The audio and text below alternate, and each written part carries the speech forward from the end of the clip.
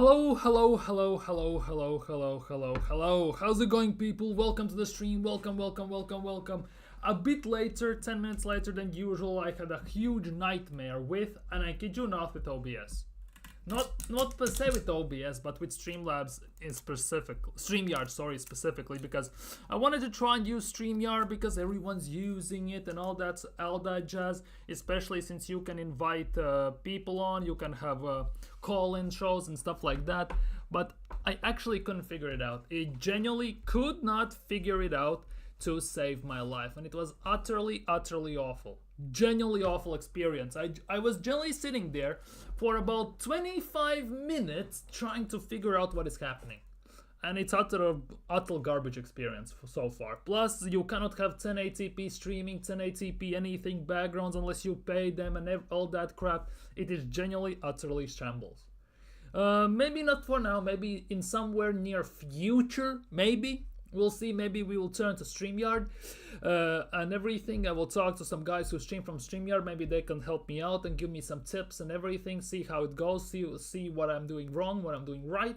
But for now, I'm going to stick to OBS, so no call-in shows for now, none of that stuff. But I know I've been talking to some of you who are watching my streams that people want to get in on the call-in shows, discuss this face-to-face, discuss with you a lot and everything. So I'm gonna try and figure this out as soon as possible, but for now we're gonna stick to OBS. But yeah, for today, we're gonna talk about Mikel Arteta, the pressure.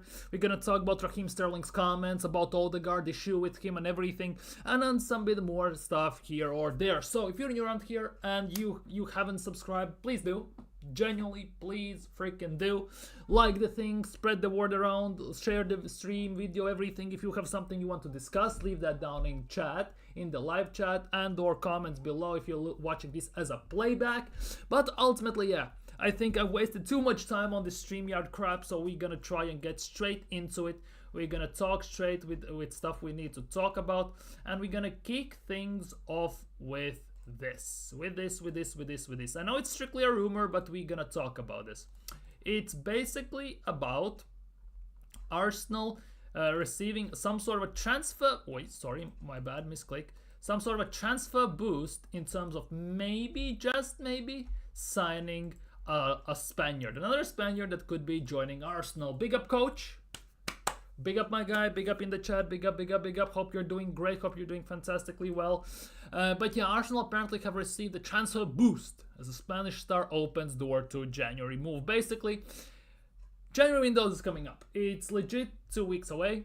And all these boosts and more stuff will start to come out slowly but steadily. But this one, for a change, as a player, I actually would enjoy, I would want to see at Arsenal. I kid you not, I would love to see him at Arsenal.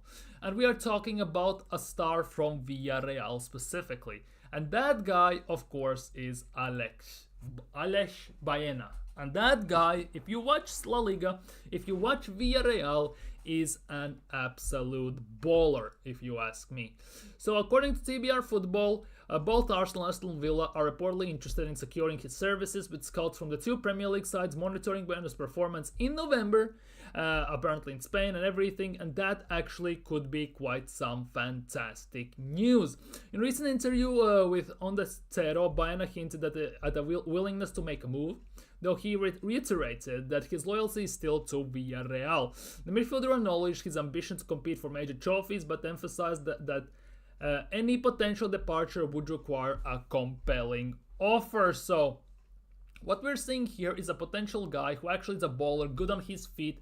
He arguably could be the closest thing we get to Santi Cazorla at Arsenal, arguably. Yes, he plays a lot at left mid, left wing for Villarreal, but Villarreal tend to play at 4-4-2 at times, and there's not enough place in the midfield for him. But he is a left 8/left wing mid. So as a replacement for Martinelli, or as a replacement for Trossard, I would actually be quite excited to see this guy if he was ever actually properly linked and would join Arsenal in general. So we'll see how this goes. But that wouldn't be the one I would be against in general. I see your comments about cups and everything. I'm gonna get to that in a second when we're gonna talk about Mikel Arteta a bit more specifically. But this season for Baena, In 15 games, he has 4 goals, 5 assists, which actually doesn't scream a lot. I'm not gonna lie, it genuinely does not scream a lot. But ultimately, that's 9 points from 15 games, but he is one of the best players. One of the best players in Villarreal, if not the best. And for me personally, I might be just a bit biased because I really love Aleix Baena, but he is one of those players I really enjoy watching in La Liga in general. Whether it's Villarreal against them or Spain in general, Aleix Baena is one of those players I really, really, really enjoy watching. One of the main guys, one of the starters, signed from Girona for only 3 million at the time. He is actually one of those guys I definitely would keep my eye on, because especially if Aston Villa are interested, he actually will be balling out under Emery, and I think if he came to Arsenal, maybe not per se under Mikel Arteta, but in general he actually could be balling out overall. So that for me is one of those that I really would enjoy. Last year as well, 2 goals, 14 assists. He's more of a facilitator in general, and let's be real, we need that. We genuinely need a facilitator, a player besides Odegaard, who quote-unquote is the creative spark. But we're going to talk about Odegaard in a second, and we saw how awful he's at creating recently. But overall, yeah. Can you see this? No, you cannot. So let me move this screen a bit. But here is the places where he can play. He can pretty much play all across the pitch. Left wing, left mid, right mid, number 10, number 8, and a secondary striker as a number 9, as a false 9, as a center forward. So he definitely is one of those guys I would keep my eye on. I genuinely hope that Arsenal are very interested in him, because for him to join Arsenal, that would be one of my selfish signings I would want for Arsenal to make. I already wanted to for Arsenal to sign Fabian Ruiz, for example, instead of Merino, but that didn't materialize. But Aleix Baena would be one of those I actually would be super, super, super excited. He actually had tech. He has tech. He has good tech. He has a good cross, good passing, long and short passing. He has a good vision, good footballing IQ. He can whip a corner like no tomorrow. He's quite amazing on corners as well, assisting wides and everything. He actually is one of those guys that can do more or less it all. And I genuinely believe that he could be the closest thing, if we signed him, he could be to Santi Cazorla. Yes, he might not be as two-footed as him, but overall, the way he plays, the way he dribbles, he kind of reminds me a bit of Santi Cazorla. So if Arsenal actually would go for him, I would be also over the moon. The price around could be about 60-70 million. That is a bit steep. But recently it was also 50 million being quoted the price. So I actually don't know what his value is about. But since every Spanish player has release clauses, Baena's contract has, and as you can see probably here, Baena's contract has until 2025, and I kid you not, until 2025, and the release clause of 35 million, which is very, very low in my opinion, which is very low for such a class player. Given that we just wasted 38 million on Merino, and I think Baena would be a much better signing instead of him, I generally would be all over it. He would cost the same amount we signed Fabio Vieira for. And in my opinion, Baena is miles above, I kid you not, miles above Fabio Vieira. And if Arsenal made this signing, that actually would be quite phenomenal in my opinion. I would be actually happy. I generally would be happy for a change. But now it's time to get into some uncomfortable discussions towards Arsenal and how our season is going. That we are so-called scintillating, dangerous title contenders, but these stats are nothing good to look at. I kid you not, they are genuinely nothing good to look at. Because first and foremost, GA in Premier League. I don't pay too much attention at certain aspects, but Noni Madueke has better GA than Kai Havertz in Premier League. Isn't that telling something? Kai Havertz is quite awful, first of all. Let's be real. And Madueke, his main threat isn't even scoring goals, yet he is outdoing Kai Havertz, who so-called is our number 9, who should be carrying us to the title. 65 million Kai Havertz. 65 million for a donkey who cannot even score a goal. And Noni Madueke has more GA than him. What a waste of goddamn money. Let's be real. What a waste of goddamn money. This is one of those embarrassing things that genuinely we should be trying to avoid, should be trying to rectify, but we actually not gonna do it because Kai Havertz, similarly like some other players Arteta has signed, he has a bit of a bias towards them, that he's gonna try and shoehorn them into the team as much as he can, because we saw he wasn't working as an 8, then he dumps him up into the 9, and he somehow finds some sort of a goal scoring form, which I think was one of the worst things for Arsenal in general towards the end part of the season, because that kind of made Arteta believe that he actually could be the one.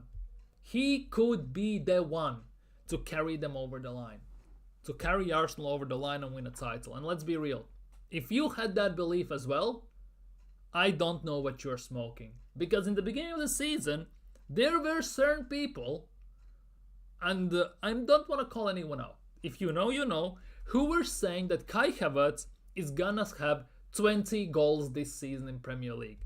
20 goals in Premier League this season. I don't know what those people were smoking at the time, but damn, that was some strong and good stuff, I guess. For Kai Havertz to score 20 goals a season, Kai Havertz, where is he? How much goals Kai Havertz have in this season in Premier League in general? Kai Havertz this season has scored 5 goals. 16 games in, 5 goals. So he scores 5 goals in 16 games, which means that if he keeps this up, by game week 32 he should be on 10 goals. And by game week 38 he should be on 12 or 13 goals. Where are those 20 goals people promised us? Where are those 20 goals that he's gonna carry us over the line and win us the league? 65 million, 270 grand a week for this bum, and he's gonna be doing that. Let's be real, there should be some questions to be asked to Edu, to Arteta, to Kroenkes, and to the board who signed off to this deal. Like, seriously, what the hell is happening here? What the hell are we doing here? Noni Madueke has better GA than Kai Havertz. Yet there are men on AFTV who were saying with their chest that Havertz is gonna score 20 league goals this season. He won't even score 20 goals the whole season at this pace, yet alone in Premier League. What are they smoking there? Genuinely, what are they smoking up there? Goodbye, Saliba. What happened, Saliba? Let me know. I have no idea. What happened, Saliba? Don't scare me like this. I'm already on the edge. But wait, it doesn't stop there. In 3 seasons in Premier League, Odegaard, who is Arsenal's creative spark, allegedly, according to these top gooners, in everything. And once Odegaard comes back, we're gonna be going for the title fully. He is the one that we are missing from the beginning of the season, and he will carry us over the line. Only things he can do is flap his arms around like a bird, like a pelican or something, snot and rub it in his hair, and that's it. Morgan Gibbs-White has more assists than Martin Odegaard in Premier League in 3 seasons combined. Morgan Gibbs-White. Remember when Arsenal were linked with Morgan Gibbs-White at the time? I would love to have Morgan Gibbs-White at Arsenal. Yes, he doesn't have the best tech per se compared to Odegaard, but he's more agile, he's more direct, which is more important, and he can also press, and he has some strength to it. Because Odegaard, as soon as you breathe on him, he falls to the ground. He cannot shoot with his right foot. He has only one foot. Morgan Gibbs-White at least can do it with both. Morgan Gibbs-White can score goals, which Odegaard, well, let's be real, cannot. We have seen this over and over and over again. And we all know that, let's be real, Odegaard isn't a captain material. He's not good enough. He's not the guy who's going to gather the team and drag us over the line. He's not going to be the guy who inspires the team to do something magical on the pitch. Like seriously, what are we doing here? Even Saeed is tweeting stuff like this. Even Saeed is looking at this like that. Dude, Morgan Gibbs-White, more assists than Kai Havertz. Kai Havertz, that's not hard. Than Martin Odegaard. Yet Odegaard is our creative spark The guy who creates the most chances for Arsenal. Without him, we are lost. Let's be real, we can live without Odegaard. We cannot live without Saka because Arsenal ultimately is Saka FC. That's about it. That is the only thing that carries us over the line or to the line, per se, every single season for the last few years. Saka getting GA. Yes, he doesn't have the best performances many times because he's run into the ground with no backups, but he gets GA at the end of the day. And GA, let's be real, wins you games more often than not.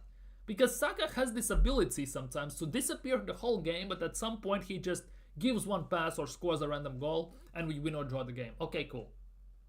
Odegaard has none of that. Odegaard legitimately has none of that. And if we want to add to this, he's been substituted on 22 occasions when Arsenal are drawing or losing the game and desperately need a goal, where he should be actually creating the chances for us to score. He's been subbed off in clutch moments for Arsenal of more than he has assists in Premier League in 3 years. What are we doing here? Okay, we signed him for cheap, we can sell him for a bit of for more money. Okay, cool. And to be honest, if I had a chance at the moment, if a big team came in, let's just say PSG comes in for Odegaard, 70, 80 million, I'm selling him. I'm genuinely selling him. The issue is, do I trust the board to sign a proper replacement? No, I don't. That is the only drawback to this. But ultimately, if an offer of 70, 60, 70, 80 million comes in for Odegaard, for let's just say from PSG for sake of an argument, I am signing it as soon as possible. I'm flying to London and driving him to the airport. Sayonara, sucker. And that's about it. Because Odegaard isn't a 10 at Arsenal. He genuinely is not a 10 at Arsenal.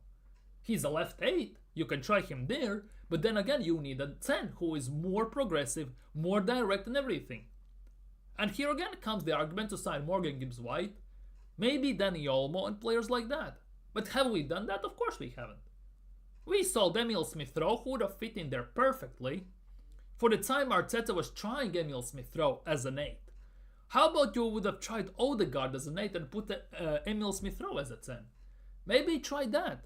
Because Odegaard is not good enough to play the main role in the team as a creative spark. He's the guy who can be assistant to the main guy, to like Cesc Fabregas, Santi Cazorla, Kevin De Bruyne and players like that. I don't need a player who takes 55 touches, does the stanky leg on the pitch, then shimmies around, does the Harlem Shake, then wipes his snot, rubs it in the hair. I need players who get the job done at the end of the day. That's what I need. And Odegaard isn't that. How many times this season, last season, we have seen Martinelli, Havertz, and other players make runs off defenders' shoulders in great gaps. The Rice as well, Merino as well, making runs into gaps where Odegaard can simply pass the ball and we are in 2v1, 1v1 with the keeper and stuff like that. But no, Odegaard takes extra 5-6 touches, slows down the play, ruins the moment, and recycles the ball back to the defenders. He's playing the safe football, safe passing, safe creation, no risk, no high risk, high reward. Play it safe and hope something happens afterwards.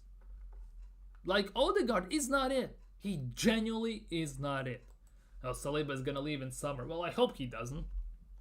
We don't need flashy players, we need players who do the work. Exactly.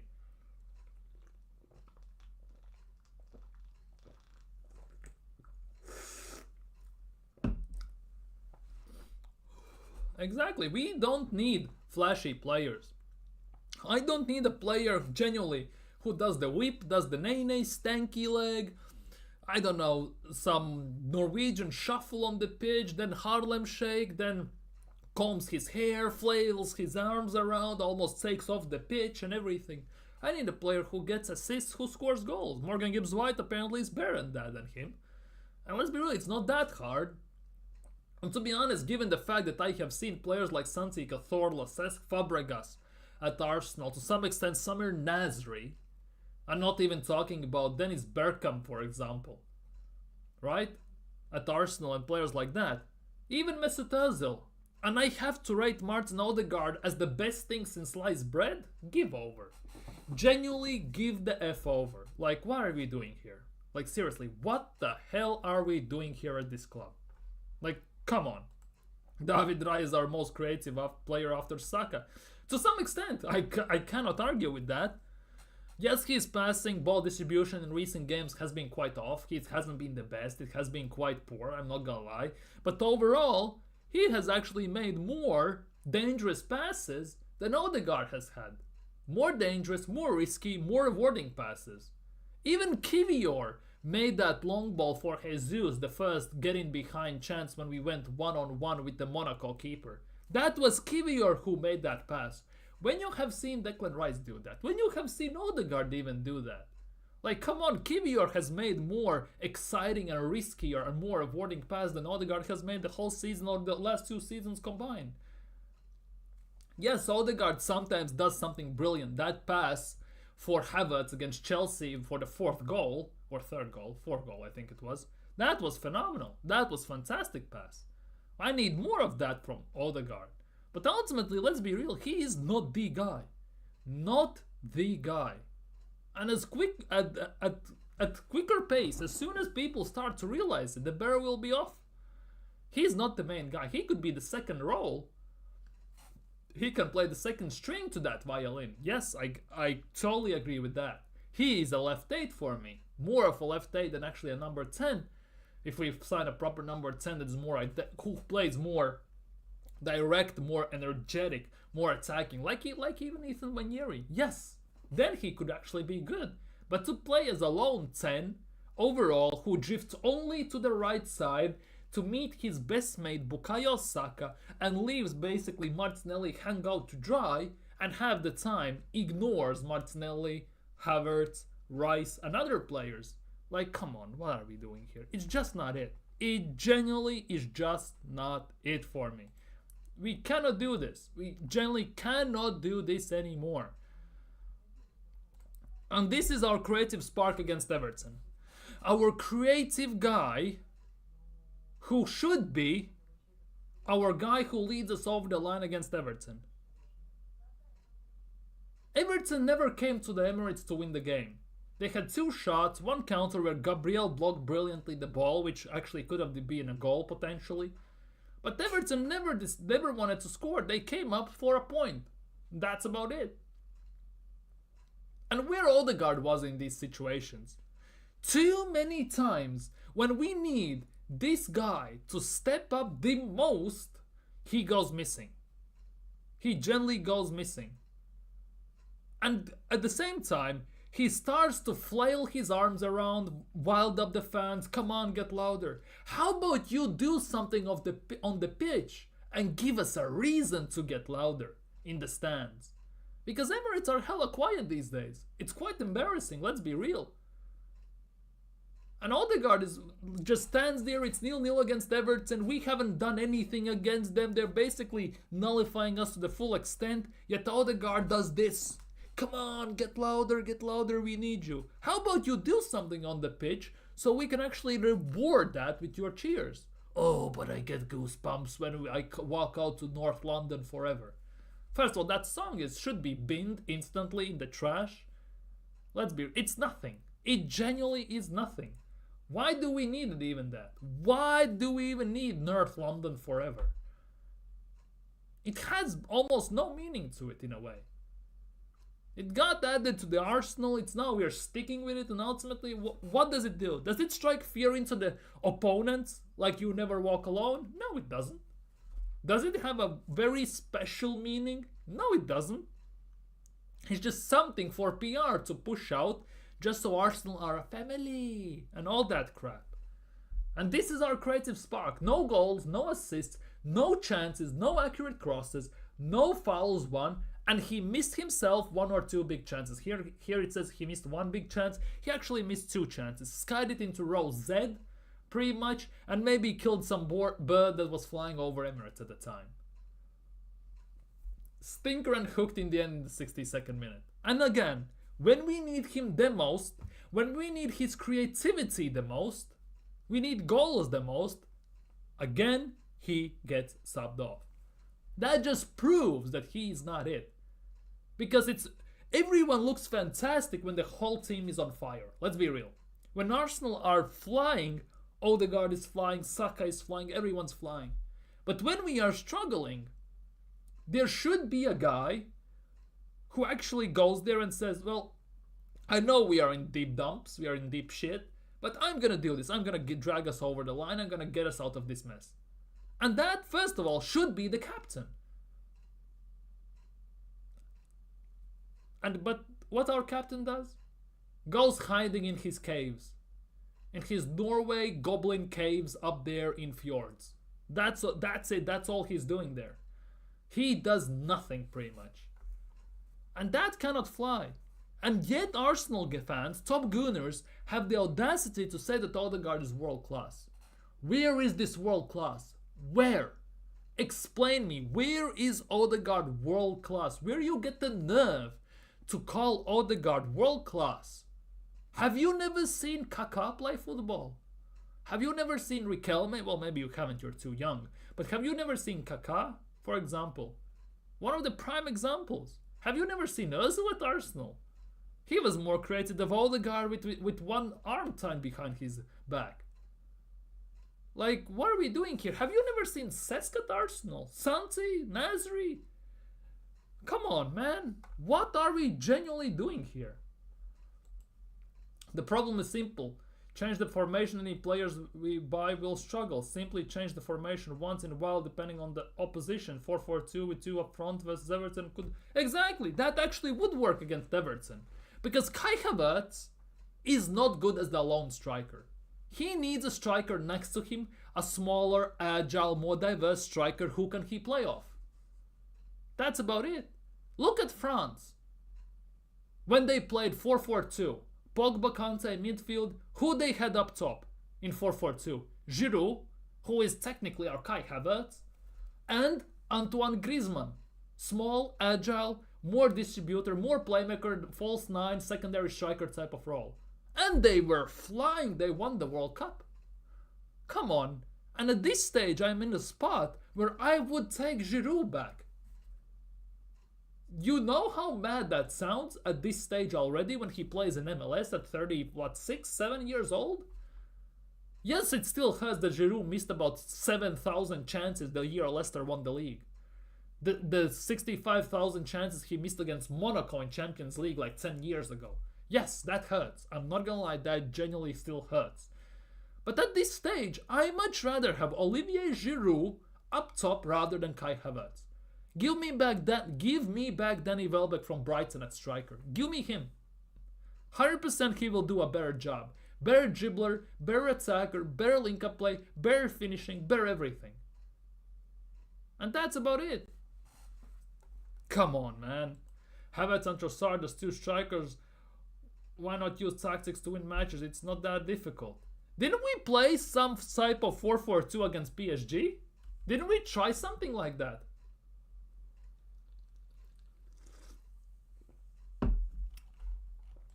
Arsenal 2-0 PSG. Didn't we play 4-4-2 against PSG? Yeah, we did play 4-4-2 against PSG. Technically. Saka, Martinelli, Rice, Partey, Timber, Saliba, Gabriel, Calafiori, Raya, and Havertz and Trossard were the 2 strikers. Technically. And Havertz were more up top, and Trossard was more free-flowing. Secondary striker, number 9, number 10, false, and he was floating in there. And that was one of the best Arsenal games they have had this season. And that was the Trossard's best performance in a year, arguably. If not more, Trossard was fantastic in that game. We were doing that already, 4-4-2. It was working. Why Arteta never goes back to that? It goes in the same context with the fact that when Arteta just came in, we played 5 at the back. Why we are not doing that now anymore? Why we are not playing 5 at the back anymore? What's wrong with that? You know how it works. You have done it before. Why not try it out? We have the tools to play 5 at the back. Genuinely, we have the tools. We have the players to put in specific positions, and we are flying. 4-4-2 as well. We are flying. Why does he persist to start in 4-3-3, which transitions in 5-3-2, then 4-3, in 3-4-3, 4-3-3, everything. It's mid-game we play about 7 different formations. And I genuinely believe it's pissing off our players and it's confusing the hell out of them.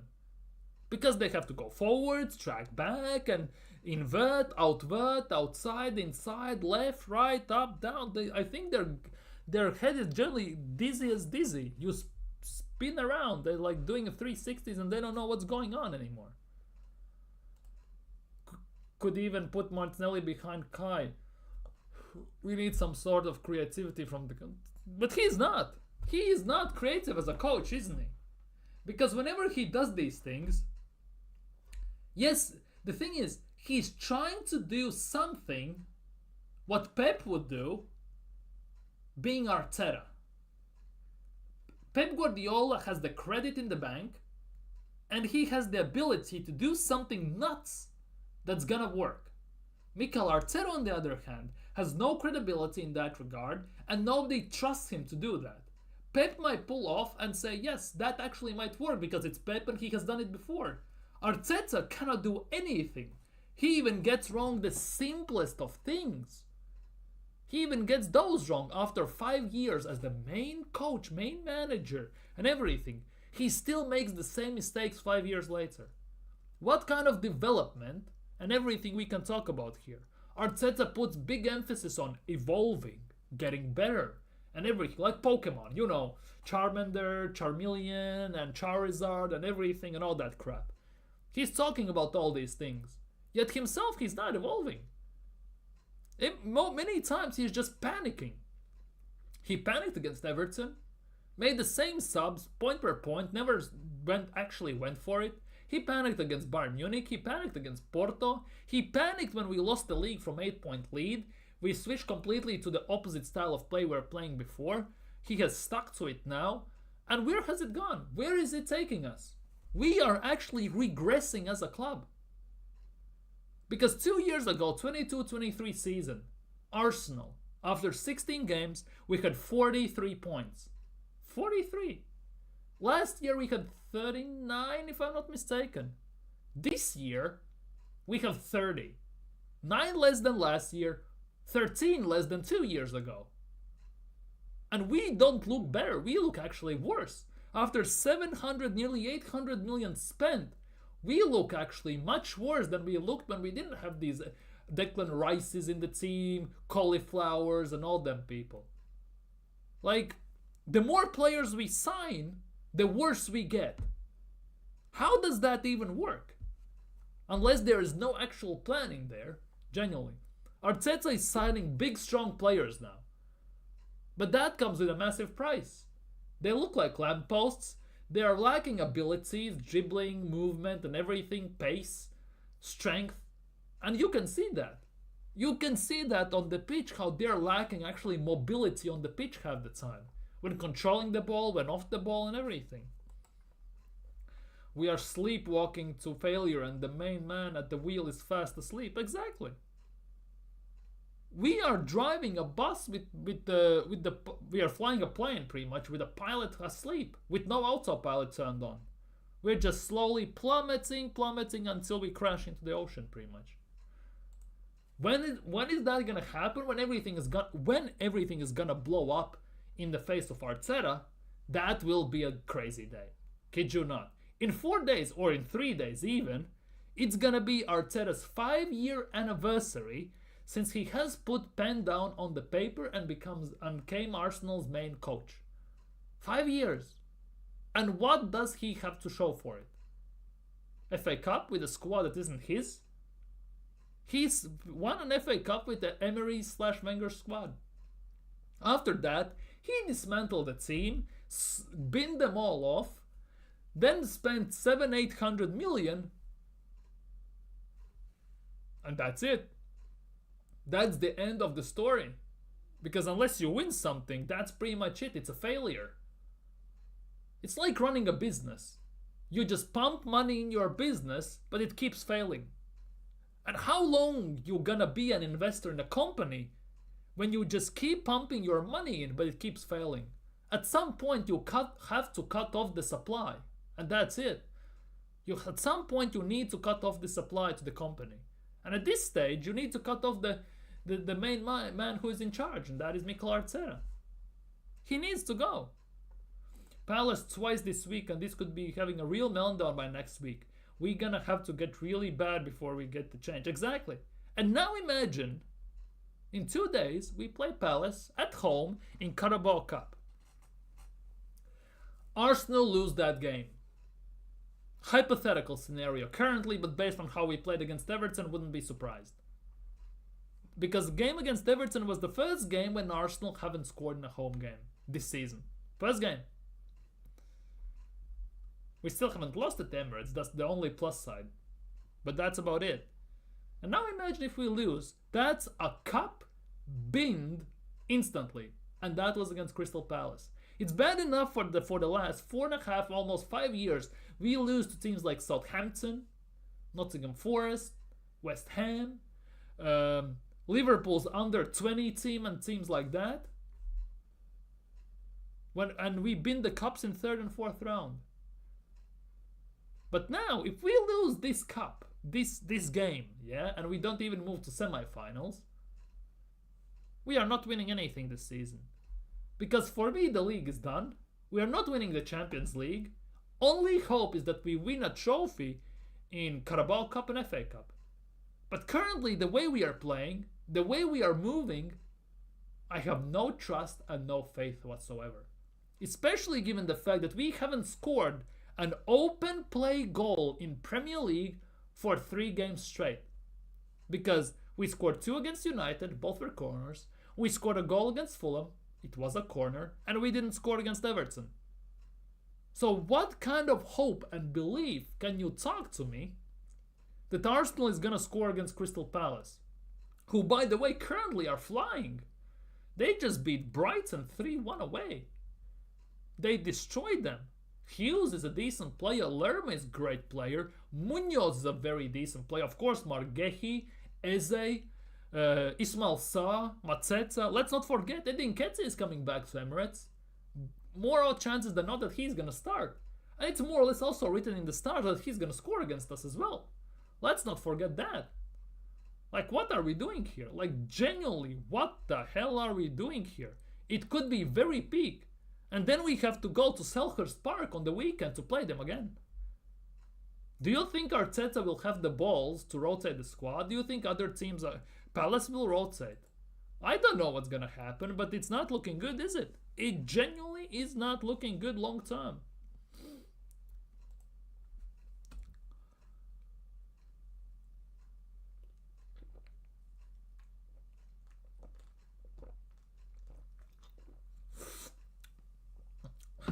And in the midst of things of Arsenal drawing against Fulham, things going wrong for Arsenal and stuff like that, obviously we haven't seen Raheem Sterling even on the bench for the last few games, let alone get a sub.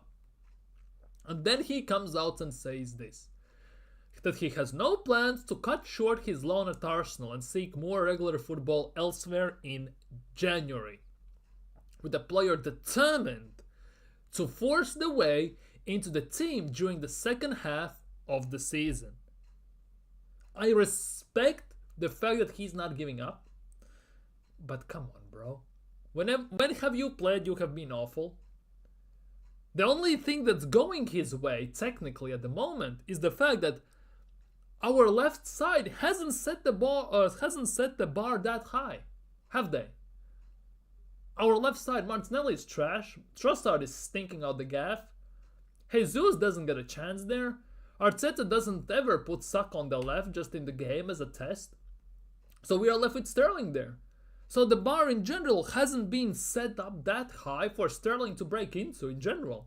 And if he cannot break as the experienced winner, England international, Raheem the Dream Sterling, into Arsenal's team on the left side where basically it's shambles to say the least, he's not gonna do anything anywhere. Let's be real. He's not gonna do anything anywhere. But at the moment, since the bar is that low, he has very good chances to break in there.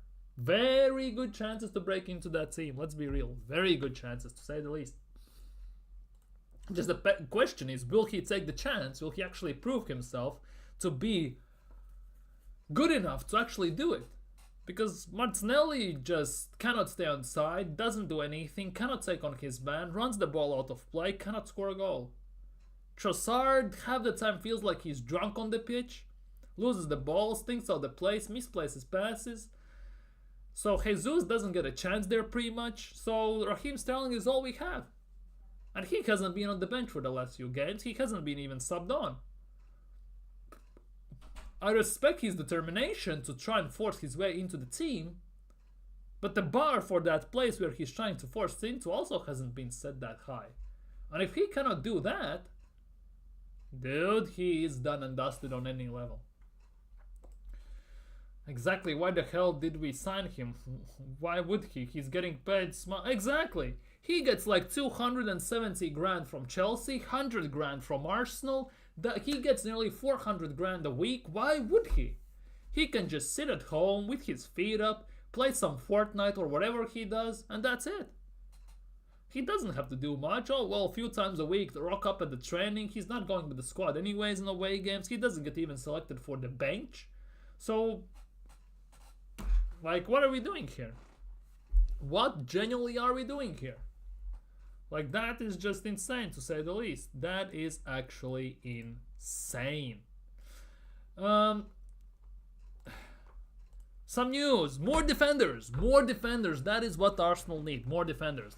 Apparently, Arsenal and Manchester City are doing work on the left back.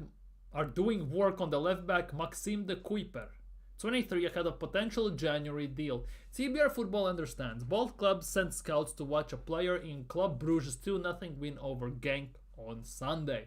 So Arsenal need a midfielder, backup for Saka, a new left winger, a striker. So what we gonna do? We're gonna sign another freaking left back.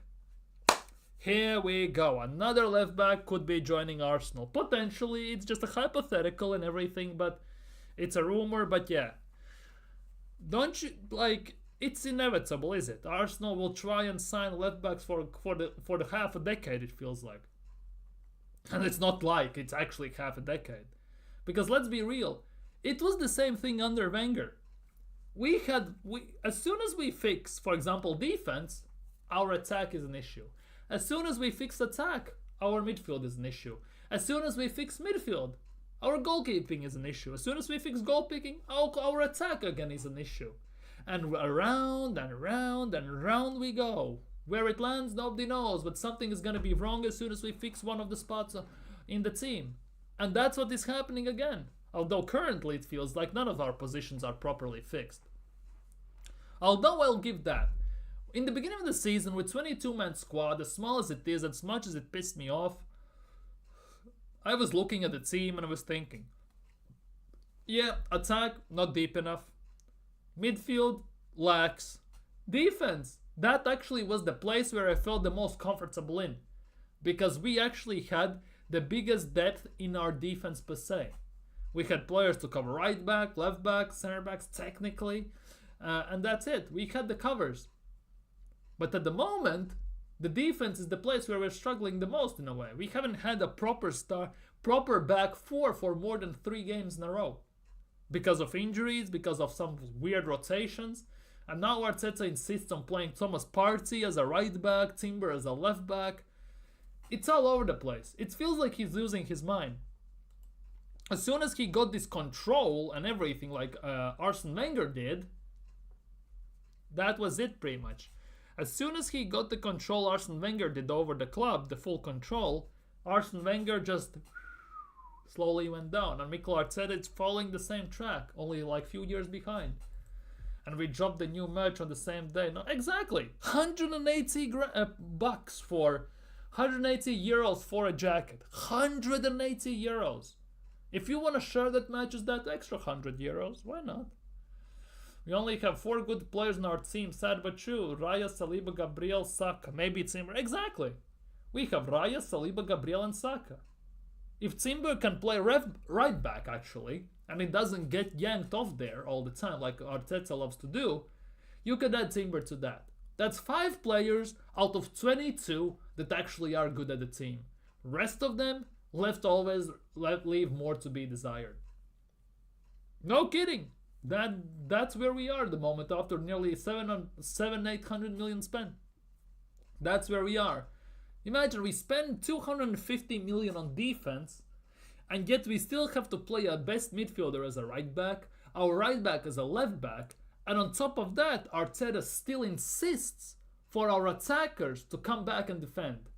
Don't you think that after 250, 300 million spent on defense alone, the defense should be able to handle themselves somehow? Not push Martinelli back to left wing back, not push Saka back to right wing back, not force Odegaard to play as a number 6 and Havertz as a number 8 and stuff like that. You would think that, wouldn't you? But no. Arteta doesn't see it. Arteta doesn't see it that way. That's like Bukayo Saka came out in an interview a month and a half ago and said, Arteta wants attackers to defend first. He wants attackers to defend first. What's the point in that if we cannot even counter? We cannot even counter after we defended them properly. We are slow, lethargic, we cannot do anything properly. Like, what are we doing? Arsenal is like that partner that always looks for faults but doesn't want to break up. We all can see Arteta. Yeah, it's one of those things, genuinely. He always looks but doesn't want to break up. Oh, something's wrong there, I don't want you, but I will stay here. Exactly. It is a hot mess. Ultimately, it is a hot mess, and now we are looking to sign another left back. And this is the thing. This is the thing I was just talking about counter-attacking. Arteta on fan frustration inside the stadium. We have to manage the frustration and the timing. If not, we start to speed up the game. If not, we start to speed up the game when there is no room to speed it up, and we start to rush the game and lose the grip of the game. We have to stay very far away from that. Speeding up the game is very good. That actually would have helped against Sean Dyche when he parks the bus, because quick passing, quick movements is that what gets defenders out of positions, that leaves gaps for other players to run into, to create a chance, to create chaos, to create havoc, and have a chance actually. But none of that happened, did it? None of that happened. And on the counters as well. As Martinelli runs forward with the ball, he gets like almost in final third, but nobody is there because everyone has been pushed back by Mikel Arteta. Saka is still somewhere at the center circle. Odegaard is somewhere, God knows where, back in Norway. Nobody, Havertz is still tranquilizing up to the top or something. And nothing is happening. And then we have to slow down, pass it back, recycle the ball. And by the time we get to the final third, the defense has been set up and we are up again against the Great Wall of China. And let's be real, Sean Dyche knows how to defend corners, set pieces and everything. He's great at that. And we played right into his hands with the way we played on Saturday. Jolene, that was an embarrassing performance.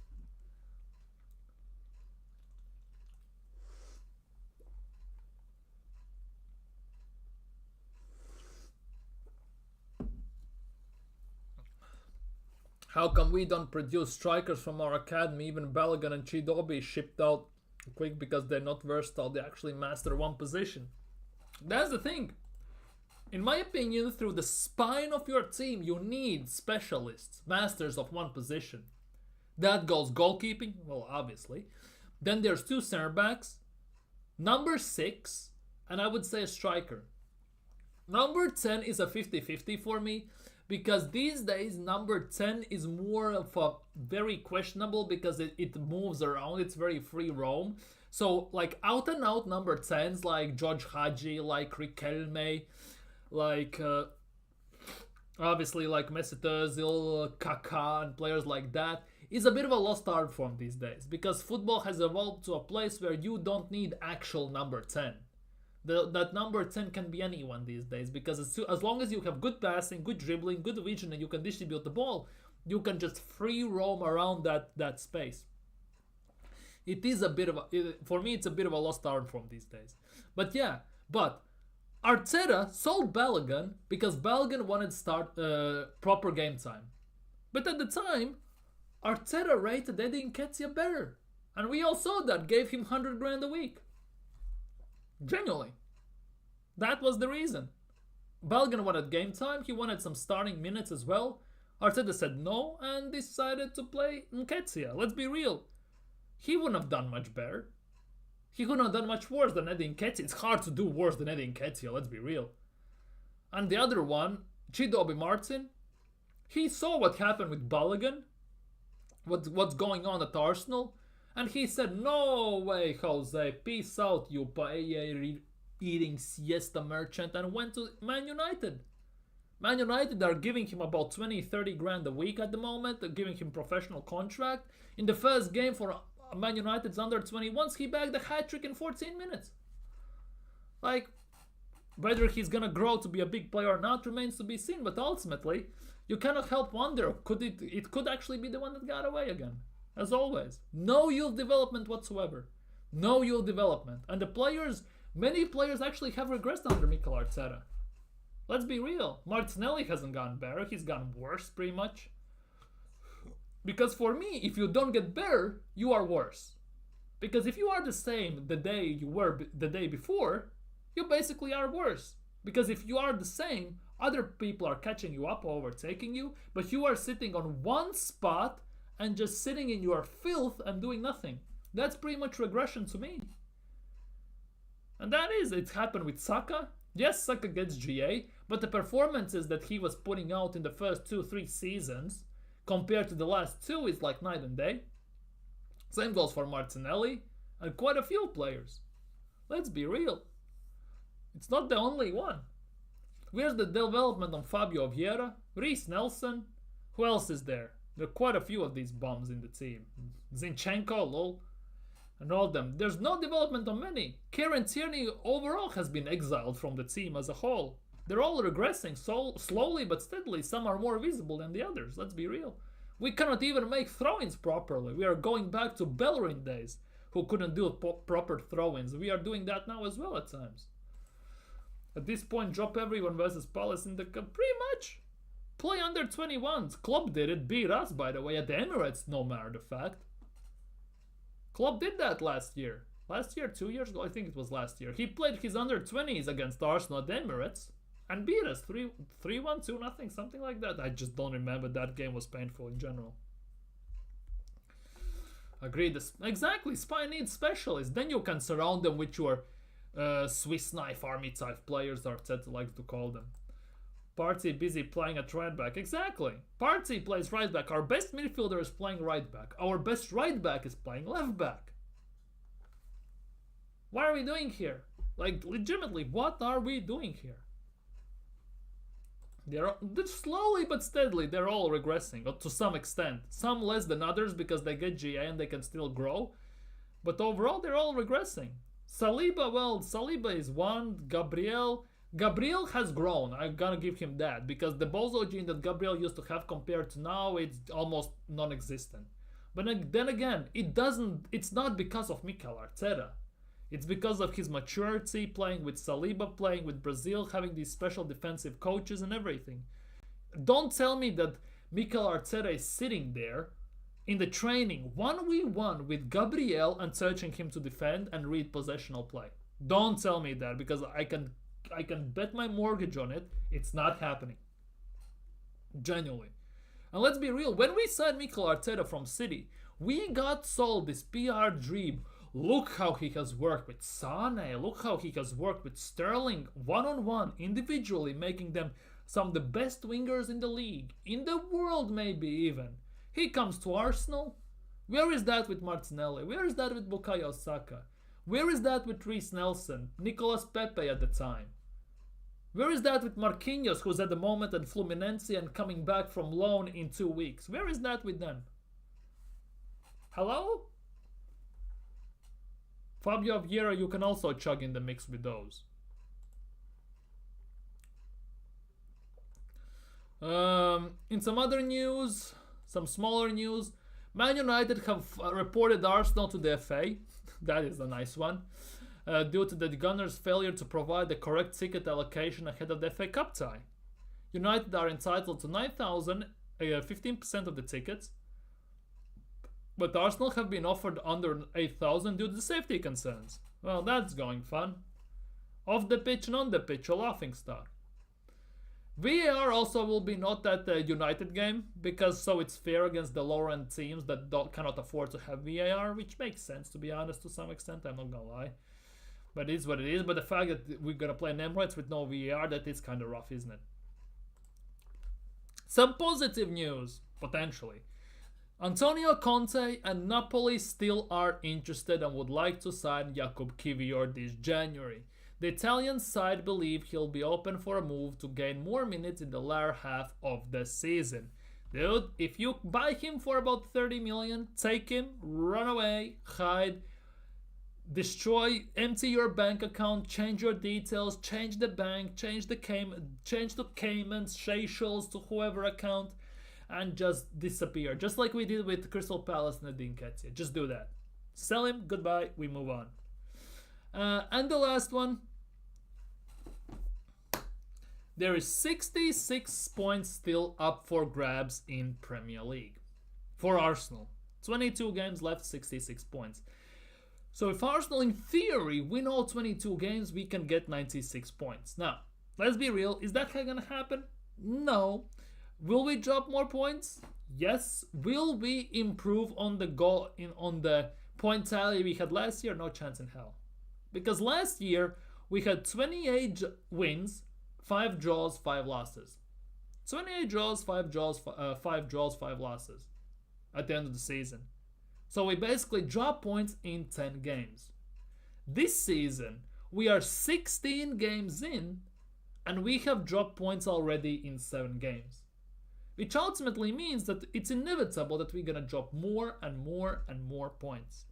Which gonna leave us to the fact that it's not even a top 4, it's not a title race, it's a top 4 race. Let's be honest with ourselves. Arsenal this year are not winning the league, Arteta should be sacked, and that is all she wrote. And here is the table after the game week 16. Liverpool are still first. Chelsea have closed the gap to 2 points to Liverpool. During this weekend, Chelsea play few hours before Liverpool. So if Chelsea win that specific game, they actually gonna be on top of the league for some hours if Liverpool win. Unless they lose, of course, Liverpool. And on top of that, Chelsea with the win against Brentford 2-1 have pulled away from Arsenal on 4-point gap. Seriously, I'm not kidding. On top of that, Nottingham Forest have closed the gap to Arsenal. Nottingham Forest are 4th, by the way. They have drawn less games. Nottingham Forest have the same amount of wins as Arsenal this season. Keep that in mind. And only 2 points behind. City are 1 point behind, even behind Forest, and are 5th. This is how embarrassing this is. Bournemouth are only 5 points behind us. And the worst part is, this is the worst season in City for the last decade, if not more. The last 15 years, maybe even. The worst season City has had. And they are only 3 points behind Arsenal at this stage. Only 3 points behind. And Arsenal are having, to be honest, for their standards, a very mediocre season in a way. Isn't that telling something? Isn't that telling something? We are not winning anything. Looking at this, what we are looking right now, we are winning jack shit this season. Genuinely, we are winning nothing. But hey, I guess it is what it is. It comes with a territory. You hire a novice, waste 700 million, sign subpar players, and we are where we are. We are back in a top 4 battle, just we were when we sacked Arsene Wenger. And still, let's be real. Twilight years of Wenger, still better than the prime years under Mikel Arteta. Ultimately. Yes, under Mikel Arteta we have challenged for 2 seasons in a row. Under Wenger we also challenged. We just lost to Leicester ultimately. But overall, Mikel Arteta top 4. Wenger top 4. Reason why we sacked Wenger was because we didn't get top 4. But still, despite that, we won a few FA Cups here or there. Let's be real. Under Mikel Arteta, we have won nothing. One FA Cup in the first half season, that's it. Since then, 700 million spent. Have done nothing with it. We are back in top 4 where we were before we sacked Wenger. Leaves me to wonder what would have happened if we still had Unai Emery and we gave him 800 million. Definitely would be a very interesting one. But ultimately, yeah, I guess it is what it is. Top 4 team, top 4 race. I guess nothing more to say on of this. And the worst part is nobody is getting held accountable. Kroenkes are not holding apparently Arteta accountable because Arteta is laughing after losses. So it doesn't look like he's under any pressure and his job is not hanging in the balance. The board, I don't know what they're hired for. They're doing pretty much nothing, what it feels like. And of course the Kroenkes, the infamous Stan Kroenke quote. We bought Arsenal. We bought Arsenal not to win the trophies, pretty much. And that's what has happened at Arsenal. They bought Arsenal, they own Arsenal, and we are not winning any major trophies. So, but hey, we are increasing Emirates. More people are coming. More top Gunners are gonna get into the stands. More money for the Kroenkes and everything, I guess. But I guess it is what it is. It is what it is. It's a sad day. It's generally a sad day. The more I talk about this, the more I see parallels with the years of Twilight Wenger years, and it's putting me in a certain mood, in a certain way, that I'm already preparing myself that we're gonna finish in top 4, most likely, maybe not even, who knows, but we are gonna finish most likely in top 4. We're gonna win nothing. Arteta is gonna stay here for another year because this ownership, Josh Kroenke, Stan Kroenke, don't have the balls to sack him because they just gave him 15 million a year, making him the second or third best paid manager in the world football. For a guy who has won nothing, putting all the money in his pocket, why should he be worried? Arteta pretty much is here for the vibes. 15 million a year for what? Top 4? Like in chill mode? Why not? Why not? Go to some interviews, say someone's evolving, someone is in phase 5, hire some pickpockets, squeeze some lemon and stuff like that, and yeah, we are in top 4, you get 15 mil, happy chappy, we move forwards. Like, nothing more left to say, I guess. Genuinely nothing more left to say. But yeah, on that sour somewhat note, I guess I'm gonna end it here.